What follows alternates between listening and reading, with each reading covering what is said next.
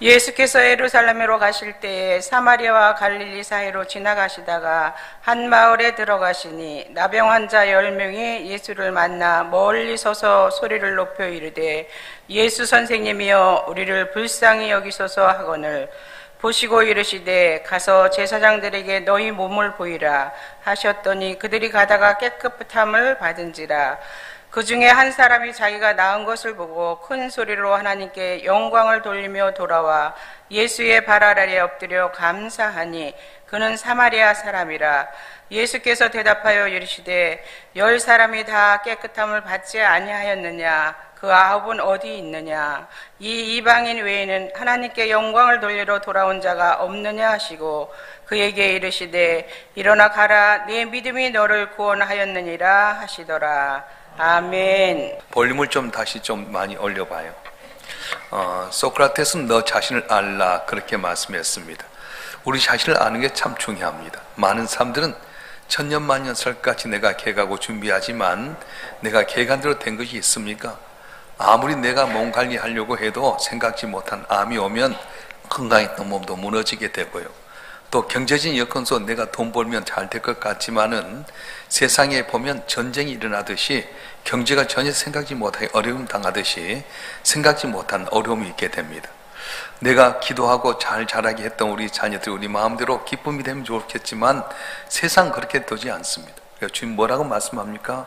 온수막이 사다는 온사지 37잘 찾고 있다 말씀하셨어요. 우리가 근신하고 깨 있어야 될 텐데 그러지 못할 때가 많다는 거예요. 오늘 저와 여러분 한 분 한 분 저 앞에 나와서 예배하는 가운데 말씀을 통해 깨닫고 전능하신 줄 의지함으로 말미암아 우리 모든 문제가 풀려지고 승리하는 복된 삶이 되길 주님 축원합니다. 축원합니다. 오늘 본문의 말씀은 예수님께서 예루살렘 향해서 가다가 사마리아 갈릴리 사이에 어느 마을에 들어가게 되었습니다.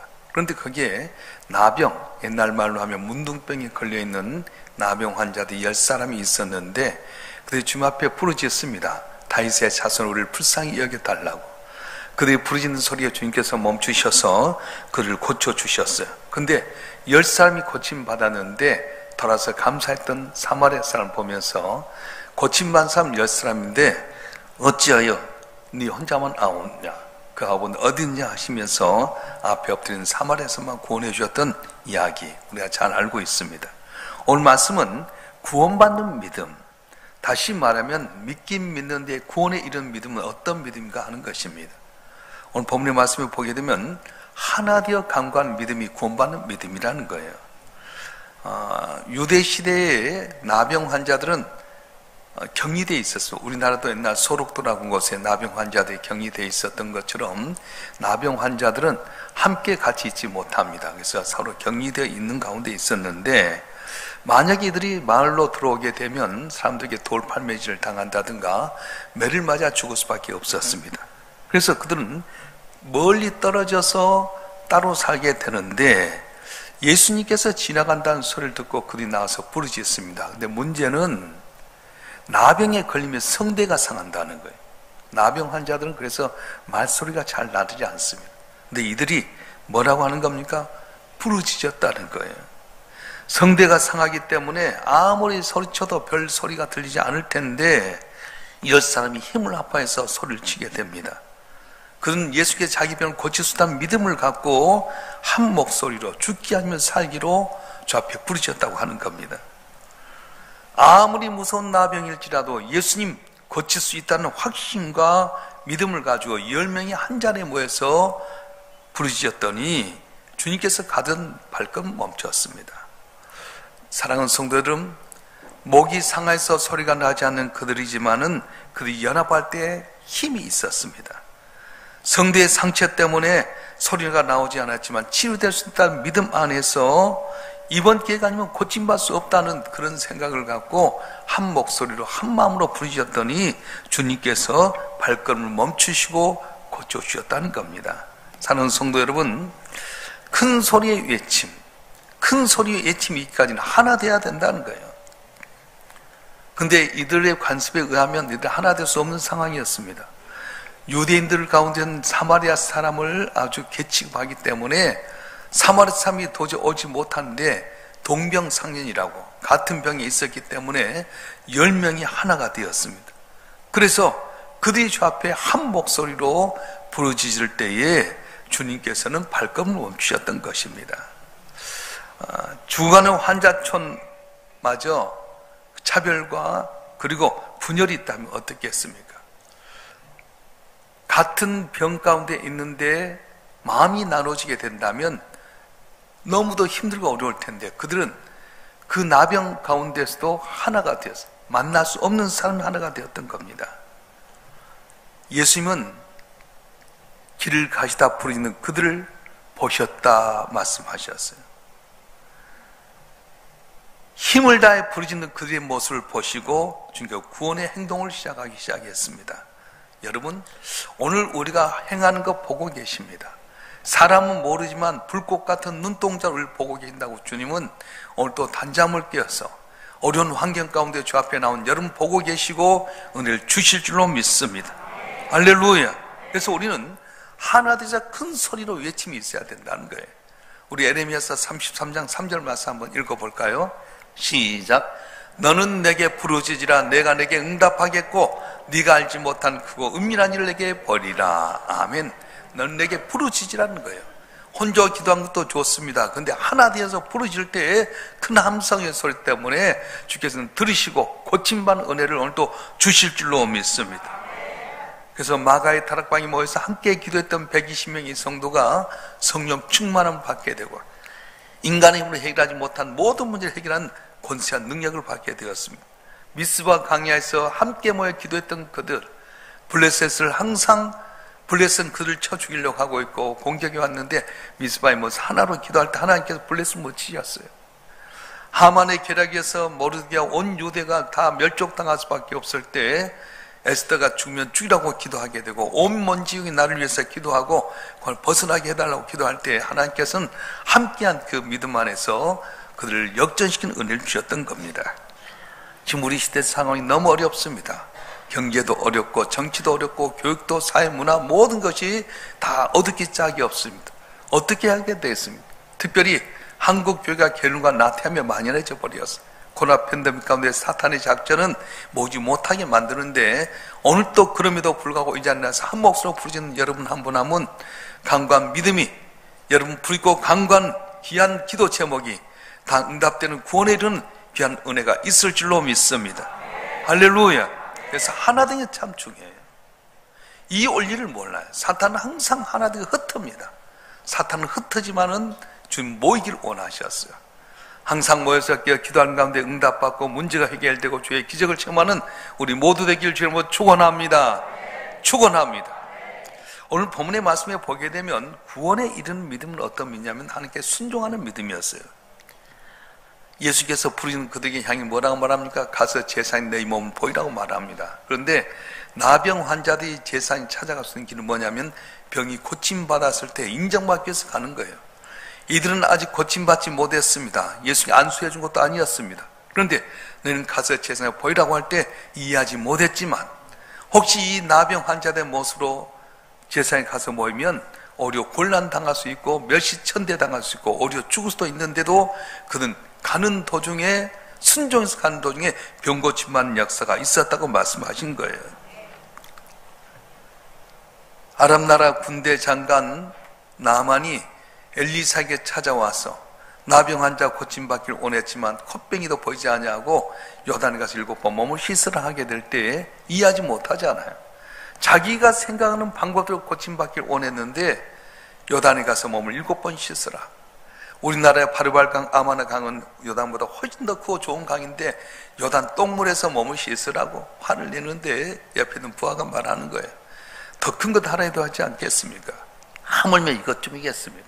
그래서 몸을 7번 씻는 가운데 어린아이 살같이 깨끗하게 되는 역사가 있었던 겁니다. 사랑하는 성도 여러분, 오늘 우리에게 중요한 것은 예수님의 말씀이 축복의 말씀이라는 전제를 항상 갖고 있어야 돼요. 말씀하시면 된다고 하는 믿음을 갖고 순종하게 되면 오늘 또 상상치 못할 놀라운 기적이 일어나게 되는데 머리로만 알다 보니까 순종하지 못할 때가 많습니다. 하나님께 내게 주신 귀한 비전 바라보고 순종하게 될 때 이름도 모르는 사이에 놀라운 기적의 역사가 일어날 줄로 믿습니다. 할렐루야. 세상의 사람들은 잔머리 잘 굴려야 승리한다고 생각합니다. 그래서 온갖 업무와 비리와 권모 수수를 가지고 다 자기 자리에 올라가려고 해요. 그런데 성경은 자기 장깨를 부리는 자는 자기가 판 무덤에 걸린다고 말씀하셨어요. 시편 9편 15절 말씀 읽어볼까요?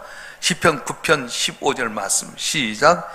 이방 나라든 자기가 판 웅덩이에 빠지며 자기가 숨긴 그물에 자기 발이 걸렸도다. 아멘. 잔머리 쓰지 말라는 거예요.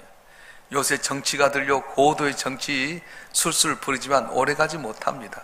지금 우리나라의 역사를 보게 되면 정치에 권력 가졌던 사람들, 돈 가졌던 사람들이 하루아침에 무너진 거 보지 않습니까? 자기께 빠질 때가 많아요. 하만은 온 유대 민족을 다 죽이기 위해서 왕에게 뇌물 쓰고요. 그리고 하만은 이 모르드게가 유대 민족을 달기 위해서 십자가를 내놨는데 결국은 자기가 달리고 말았습니다. 다니엘을 참소했던 이 총리와 방백들이 사자굴에 다니엘을 던지기를 원했는데 자기들 들어가고 말았습니다. 그리고 우리는 어떻습니까? 하나님 말씀하면 우리 생각 다 버려야 돼요. 아직도 인간의 장깨로 인간의 계산으로 신앙생활할 때 구원에 이른 믿음 되지 못한다는 거예요.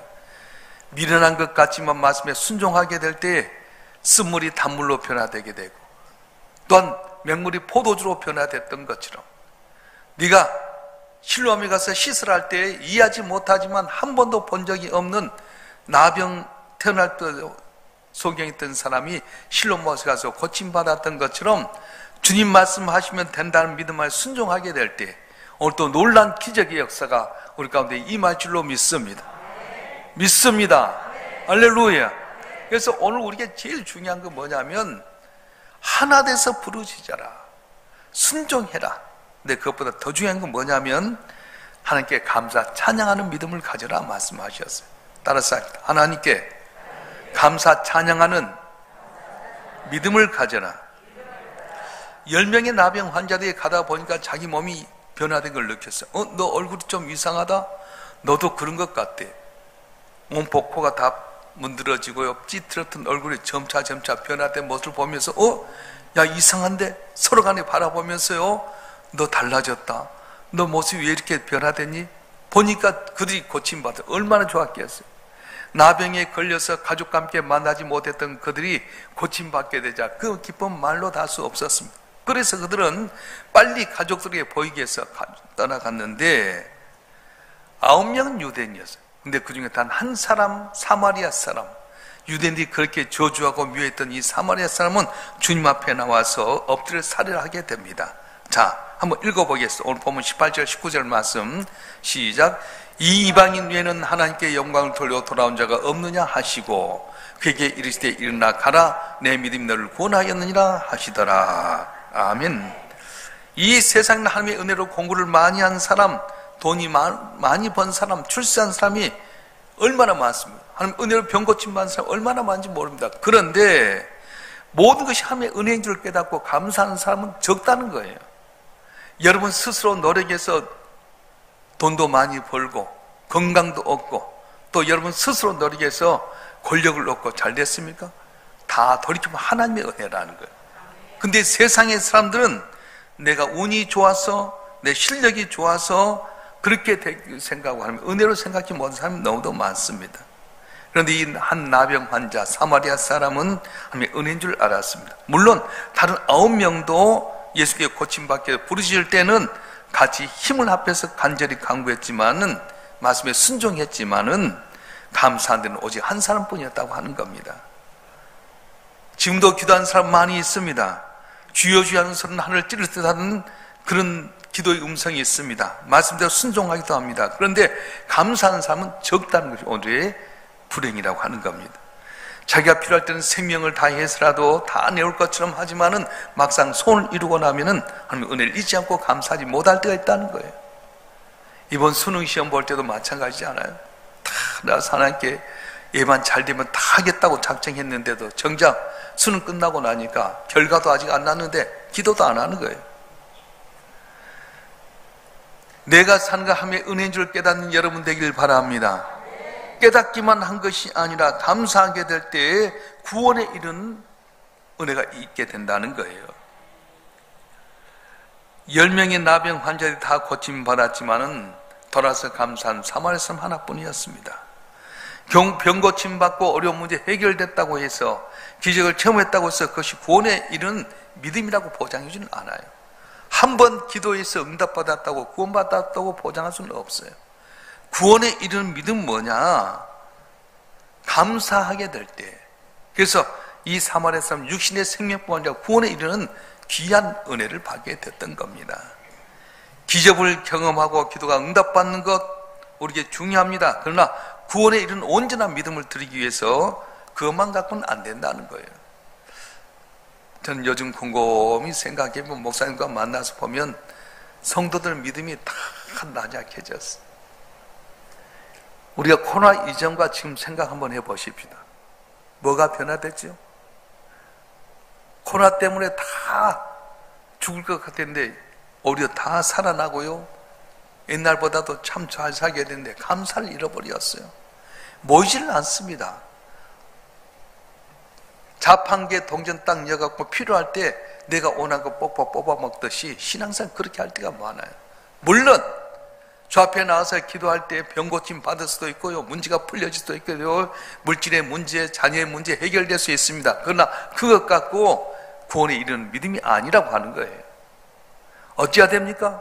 내게 베푼 일을 내가 무엇으로 보답할고 했던 다윗과 같이 은혜를 감사하게 될 때에 놀라운 복이 임할 줄로 믿습니다.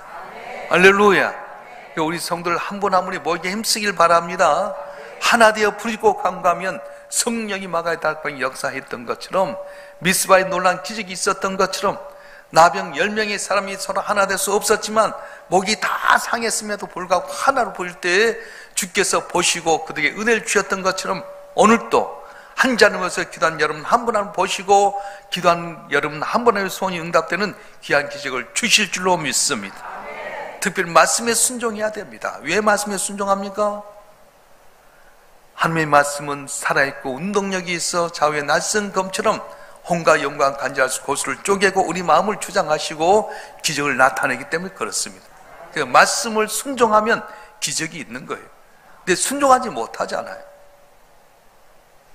오늘 여러분 한 분 한 분 말씀 가운데 순종하고 있습니까?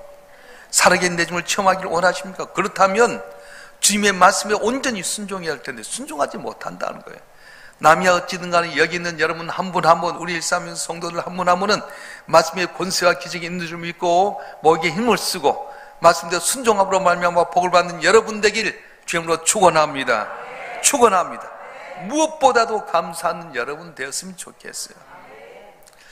제가 엊그저께 우리 교회 집사님 한 분이 목사님 식사를 대접하고 싶다고, 목사님 네 분을 식사를 대접하고 싶다고, 그래서 그러냐고 이제 구역장하고 같이 신방을 갔어요. 그래서 좋은 곳에 가서 식사를 하는데 그분이 이렇게 이야기하는, 목사님 자기 딸이 결혼한 지 9년이 됐다는 거예요.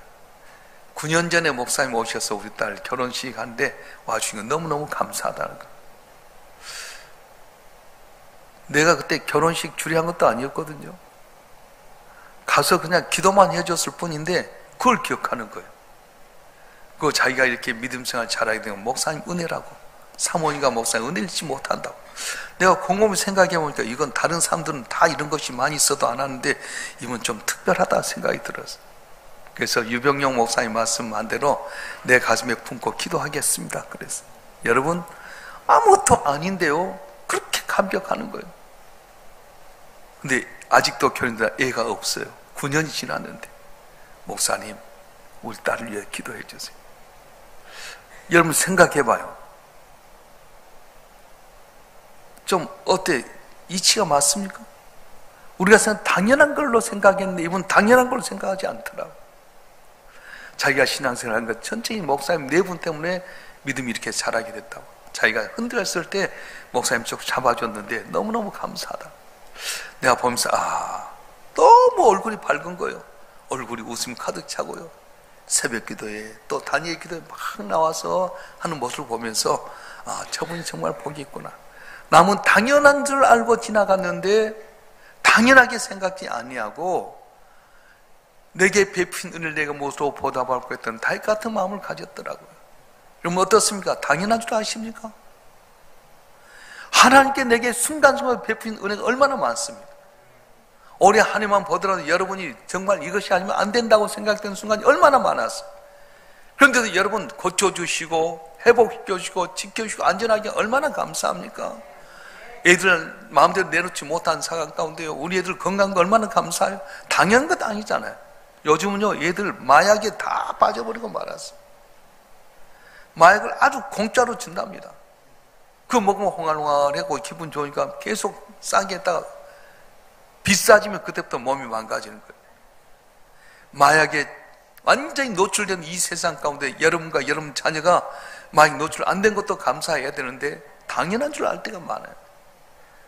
전 이제 어제 세브란스 병원에 가가지고 이제 여러 가지 검사하고 그랬는데 사람이 얼마나 많은지 당연한 것이 아니더라고. 소변 넣는 것도 그냥인 줄 알죠. 나도 모르는데 콩팥에 요로 결석이 생겨가지고 이 병원에 수술해야 되는 난 상상도 못했어요. 아, 화장실 가서 소변 넣는 것도 하나님의 은혜였구나. 오늘 못 나온 사람들 가운데 감기 걸려서 못 나온다는 분이 보고가 많이 있어요. 독감 걸리지 않은 것도 감사하고요, 독감 걸려서 나온 것도 감사하고요. 할렐루야. 당연한 것 하나도 없잖아요. 뭐 은혜 찬양하면서 당연한 것 하나도 없다고 하면서도 감사하지 못할 때 얼마나 많이 몰라요. 자, 여러분 한 분 한 분의 오늘 나병 환자들이 고침받고 그 자리에 끝나버린 사람에 불과한 반면에 사마리아 사람 한 사람은 같이 나서 함께 부르짖고 간구하고 순종하고 마지막 감사함으로 말미암아 구원에 이르는 믿음에까지 이르렀던 것처럼 우리 모두 이런 구원에 이르는 믿음의 소유자가 되기를 주님으로 축원합니다. 축원합니다.